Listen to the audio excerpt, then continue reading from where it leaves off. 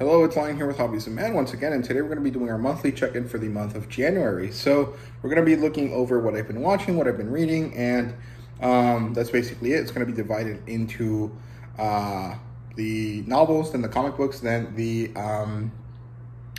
manga at the end. So feel free to skip to any section that you like. So let's get into it. Let's start with what I've been watching, and it's really not been that much, honestly. And overall, I think I've not really been reading or watching too much. I've been kind of in a slump. I've not really been enjoying reading or watching TV all that much, but I have been doing it a little bit here and there just because that's what I like doing when I have free time, right? So in terms of what I've been watching, I watched Harry Potter's 3, 4, 5, 6, 7, and 8. So all of them, including both Deathly Hallows. And I had a really fun time watching these. It had been a long time since I last watched them. I think it was about 4 or 5 years. But we used to watch them. Me and my family used to watch them once a year, as a kind of marathon during the holidays. And it had been a while since we'd done that, so my sister wanted to do it again. And we started watching all of them. We already had them, so it wasn't like we had to buy anything new or anything like that. But I know some people get very upset when people talk positively about Harry Potter on the internet, but it is what it is. I mean, I don't think Harry Potter is ever going to go away. It's been around for like 20 years, and it's affected a lot of people's lives, positively and negatively. So I don't think that the popularity of Harry Potter is ever going to go away, even if it is not as good as most of us really remember, right? I remember watching these movies. And when I was a kid, I liked them a lot. When I watched them as an adult, like recently, the last couple of weeks ago, I liked them a lot. But some of the acting was a little odd, and it felt kind of weird sometimes. But generally speaking, it was mostly just like, oh, okay, it's nostalgia. It's kind of, what's the word?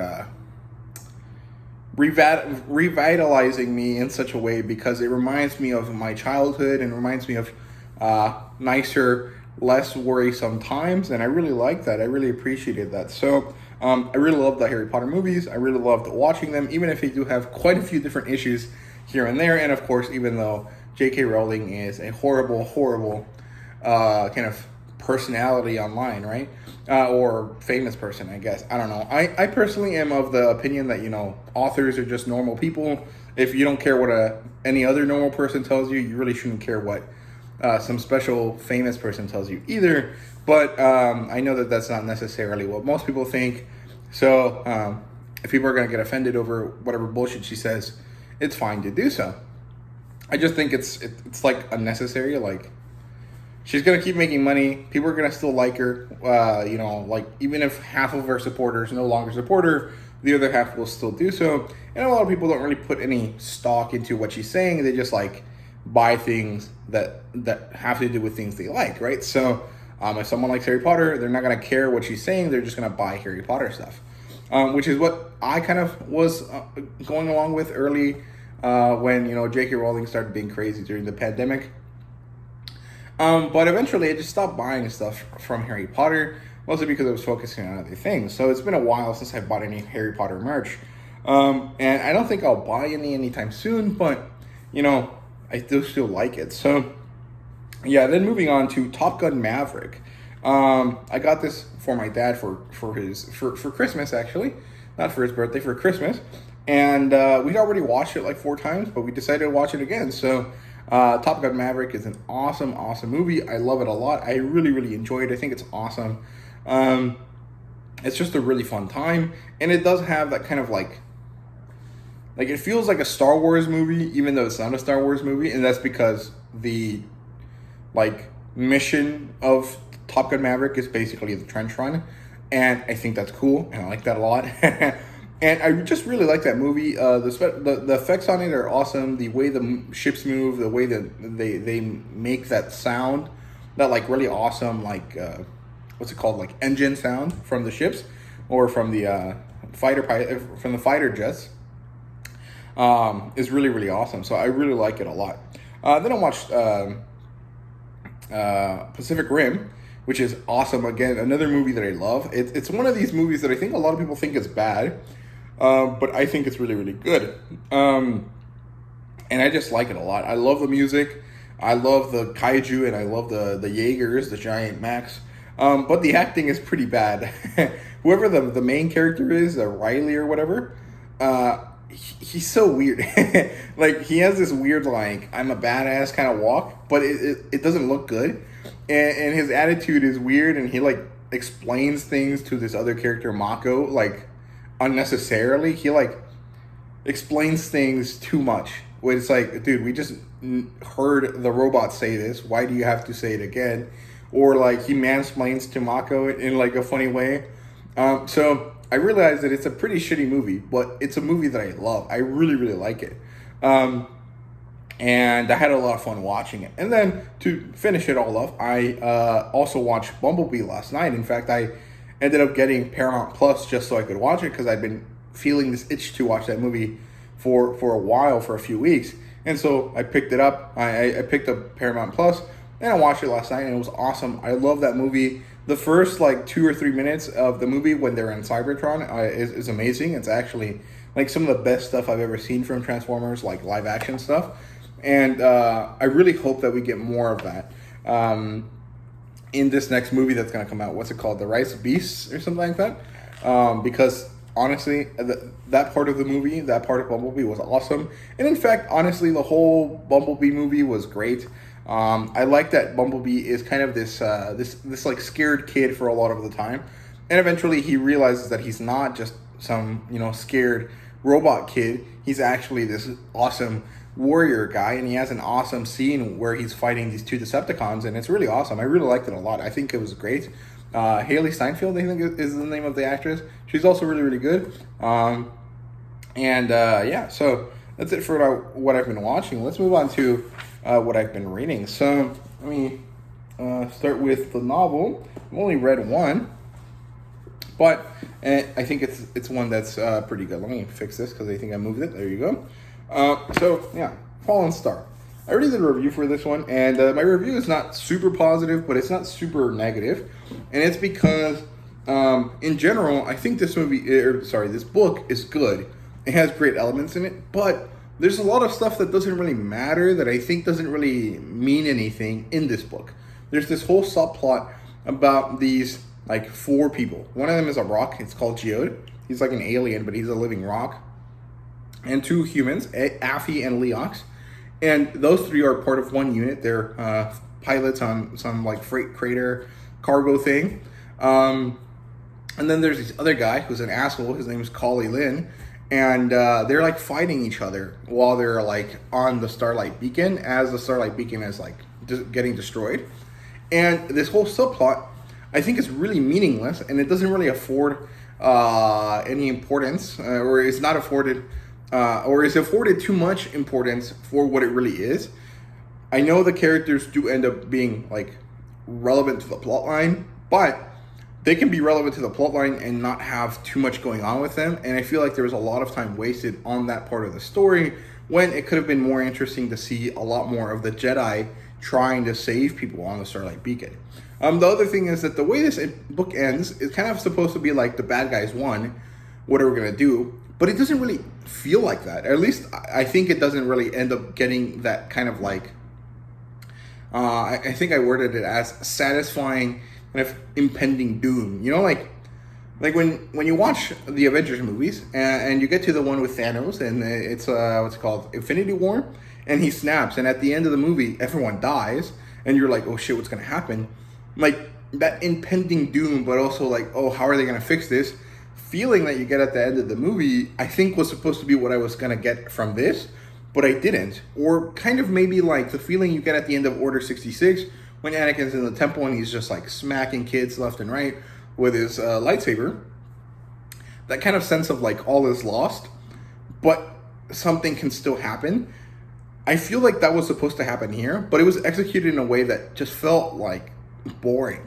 Like, yes, the bad guy won, but then the Jedi are like, it's okay, we'll be fine. Let's just get better, and we have the Force on our side. And it's like, I mean, yes, but like half of your station blew up, and thousands and millions and billions of people have just died, and you've proven that you're not good enough to protect the Republic. why are you guys still feeling good about yourselves? Like, I don't know. It feels really like it didn't work for me. Also, the fact that the second part of this multimedia project is actually gonna go back in time is kind of weird, because like I want to know what happens after this, but I don't want to bother having to go and read stuff that happens before this. And it's kind of annoying. I don't know. Like, overall, I think I'm done with the High Republic for now. I might come back to it later, but right now, this ending of this novel didn't really give me the feelings that I wanted, and so I'm gonna get away from it. I don't think I'm gonna interact with this kind of stuff for a while. But if this turned into a TV show, I might give it another chance, because overall, I think the story is interesting. I just feel that the ending of this segment of the story was kind of bad. So yeah, that's it for that. And that's the only novel I read this month. So let's get into the comic books here. Let's start with the floppies, and then we'll move on to the collected edition. So here we go. Here is all of the floppies that I have. Some of these are from last year, from last month, and some of them are from this month. So we have Death Dealer number 8. Yep, 8. Gun Honey number 4. This one ends the second part of Gun Honey. So one of these days, I'll make 2 different reviews for Gun Honey for part 1 and part 2. We have Rogue Sun number 9. Titans United Blood Pact number 4. This one's really boring, but at this point I feel like I'm already close to the finish line. Might as well finish collecting it. Also, the art style is kind of interesting here, so I like it. It's fine. Vanish number 4. I love this cover. It's so cool. It's very kind of reminiscent of old fantasy pulp novels, you know, with this badass and these hot chicks in the back. But this one kind of has like a negative connotation there because they look like slaves. We have Dead Lucky number 5. I think this one has one more issue before the plot line ends, the arc ends, and then it starts another plot line at some point. Then we have The Least We Can Do number 5. I hope this ends soon, because I'm not really super invested in it, but also I don't dislike it enough, so I don't feel like getting rid of it, but I also don't really love every issue we get, so I don't know. I don't know how I feel about that one. Here's Moon Knight number 18. I really like this one. I actually like Tiger as well. She's an interesting character. Then we have 19. And I think we have one last thing. Yeah, there we go. Dark Knights of Steel number 9 out of 12. This one is really interesting and has a really big plot twist here that explains a lot of the stuff that had been happening before. And hopefully that means that the last 3 issues are going to be really, really good. So yeah, that's it for that. Then I have another little set of floppies here. These are the ones my sister gave me for Christmas. We have Avengers Enemy Within. I didn't like this one because I don't really care about Captain Marvel, and this is mostly just about Captain Marvel, so I didn't really enjoy it. However, the Spider-Woman character that's in this is pretty fun, although the art style is really, really funky, and I don't really like it all that much here. So that's it for that one. Then we have Captain America number 1 by Ed Brubaker, and this one was really, really good, actually. I like the art style. I like what the story was doing. It feels a lot like Civil War, or like the one before that, the Winter Soldier one. So I really like that. I definitely want to see if I can track down the collected edition for this, because I really liked it. I thought it was really, really good.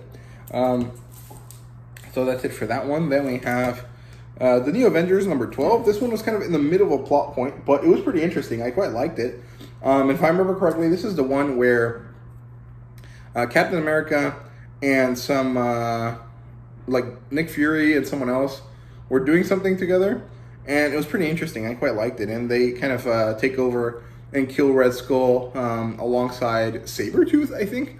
It's like one of those like Captain America but in the past kind of things. At least that's what I remember, and I thought it was really good. I liked it, but the art style was kind of funky though. And then the last one here is Black Vortex Omega. I don't think my sister knew that this was the last issue of this storyline, but it was really, really good. It's the one where the Guardians of the Galaxy and the X-Men team up, and they have to save the world from this, you know, evil space entity. And I think the ending was really, really good. I was not lost at all. I knew what was happening, and the resolution was really, really nice. I really liked it. I thought the art style was awesome, and I found a lot of the characters here to be really, really enjoyable and interesting. So maybe I'll track down this part of the Guardians of the Galaxy and X-Men, or maybe I won't. I don't know. I thought this was really satisfying to read on its own, so I quite liked it. And that's it for the floppies. Now let's look at Usagi Yojimbo Origins #1, also called Samurai, as you guys can see right there. And this one is the origin story for Usagi Yojimbo. So this is by Stan Sakai, and if you guys don't know, this guy, Stan Sakai, is a Japanese artist who grew up in the States. I think he grew up in Hawaii, and eventually decided to create comic books. And they kind of do have this kind of manga vibe to them, but they're in color because this edition actually provides coloring for it. And so Stan Sakai does the writing, the lettering, and the drawing, whereas there's a colorist called Rhonda Pattinson who did all of the coloring, obviously. And this story is kind of set up into 5 different stories. The first one is Samurai, which is about 7 issues long. And it's the whole origin story for Usagi Yojimbo. So you learn where he comes from, why he is the way he is, who he learned under and stuff like that, and why he is now a Ronin, a wandering warrior, right?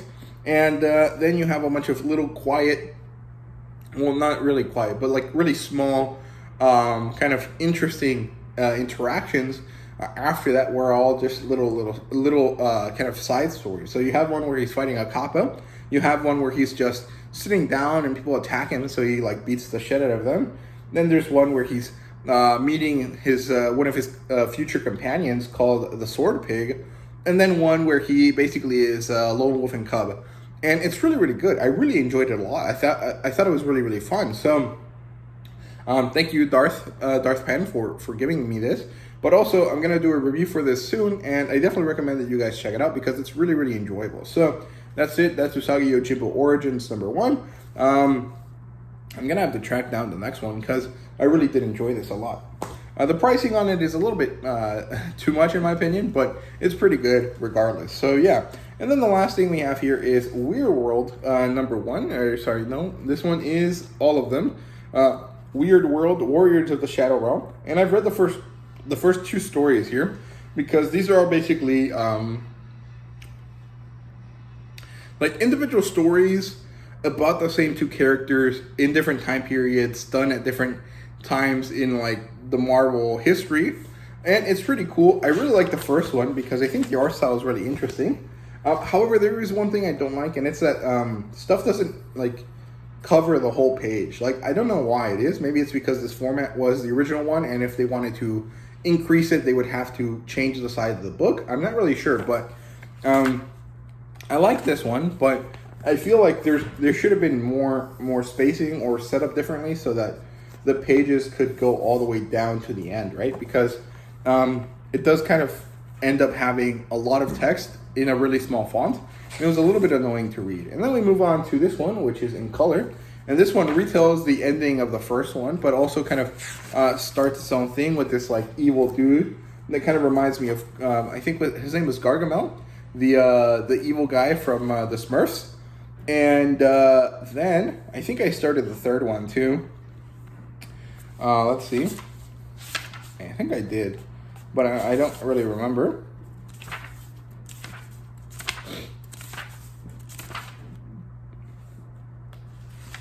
No, I did not start the third one, but I was about to. So yeah, it's really interesting and it works really cool, or it works really well, and it is really cool. But it's kind of interesting. I think if you don't like this old style, you might not enjoy this, but I found it to be quite good, and I like it, and I think it's really up my alley. It does have that kind of like sword and sorcery vibe to it, but also it kind of feels a little bit different because it's not exactly like a standard pulp sword and sorcery type of thing. So I thought that was really, really cool. So yeah, that's it for the comic books. Let's look at the manga here. Let me make sure there isn't any digital manga that I need to tell you guys about.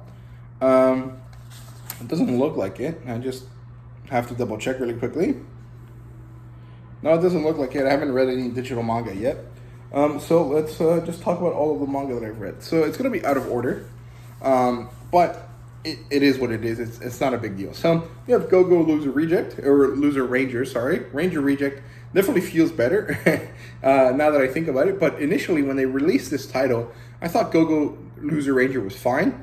I think now it's just a lot to say, and I think Reject Ranger is definitely a shorter but still very catchy kind of vibe to it. So yeah, it's really, really good. It's by the same guy that did Quintessential Quintuplets, but it's very, very different. Of course, this is kind of like the Power Rangers version of The Boys. It's not really as ridiculously raunchy and hardcore as The Boys, but it is kind of in that same kind of vibe. It's kind of a deconstruction of what it means to be a Power Ranger, or like what if the Power Rangers were actually scummy capitalists or something like that.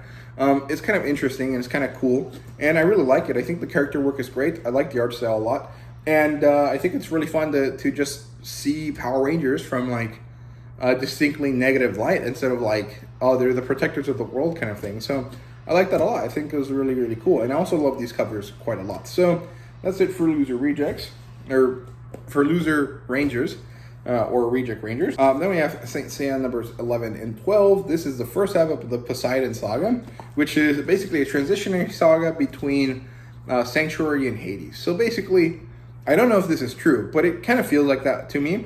It's that at the end of Sanctuary, we learn that Seiya and his 4 buddies are powerful enough to take on Gold Saints. But the incarnation of evil that has to come is definitely not going to be a saint. It's going to be someone else, probably a god, right? And in this case, we probably know that it's going to be Hades. And so there has to be a point where the boys can prove that they can beat a god before they can actually go into fighting with one, right? So I think that's why the Poseidon Saga exists. It's basically like, okay, you guys beat the Gold Saints, but you guys are still not powerful enough to be able to battle a different god, a incarnation of evil. So you have to battle this kind of other god that's not really an incarnation of evil, but he's not necessarily a good guy. So here you go. There's Poseidon. Go battle him. And that's basically what I feel like is the point of the Poseidon Saga. And so we have the first half of it here. It's only like 20-something chapters, so the first half is about 10. And basically it's a rehash of the Sanctuary Saga. So Saori goes somewhere. She finds someone and realizes that this guy is the reincarnation of Poseidon. And then this guy also realizes it, so he sends down rain to try to cleanse the world by drowning everything that exists in the surface, and claiming the world as a water planet for himself. However, Saori goes to basically declare war with him and be like, hey, we can try to figure this out, but if not, we're going to have to fight, right? And, well, he traps her in this pillar, and she's surrounded by 7 other pillars. And basically the point is that the rain is going to continue to fall, but for now, you have kind of given the world a little bit more time, because now the rain is all going to fill up this one place where you're going to drown instead. And so, with Saori in danger, Seiya and the boys wake up from their coma and end up going to battle the warriors that are aligned with Poseidon, right? And again, because it's kind of like the 12 houses, each of them has to fight one guy in order to do something so that they can kind of lessen the burden on Saori. And it's really, really good. I think it's really awesome. So, yeah, it works really, really nicely. It's kind of interesting because this is basically new territory for me in Saint Seiya. It's really not. I'm pretty sure I remember watching this when I was a kid, but I don't remember too much about it, because if I ever went back to rewatch Saint Seiya, I would watch the early parts of it, and I would never really go into the Asgard stuff or anything after that. So this is basically new because it's been so long since I remember watching it. So yeah, really good stuff there with Saint Seiya. And we have Witch Hat Atelier numbers 9 and 10. This is really, really good stuff. And this one ends in a really, really interesting place, and I like this a lot. So I do want to do a review for this at some point, but I'm not sure when, because it's not really easy to do a review when the story isn't really done. It's kind of just like in the middle, and it's not like Witch Hat Atelier really has arcs the same way that more normal Shonen Jump type stuff has. So it's gonna be difficult, but I will try to do this. But basically, the stuff that happens here is really, really interesting, but I don't really want to talk about it too much, because at this point it's kind of late in the game, so I don't want to say too much about it. But it's really, really good, And I quite like the stuff that we learned about the characters in this kind of group. I don't remember what they're called, the Knights of something, but the Knights of Morales. But it's really, really good. And then this character is one of the bad guys, so that's really cool as well. And that's it for that. And then Bright Story number 3. This one was really good.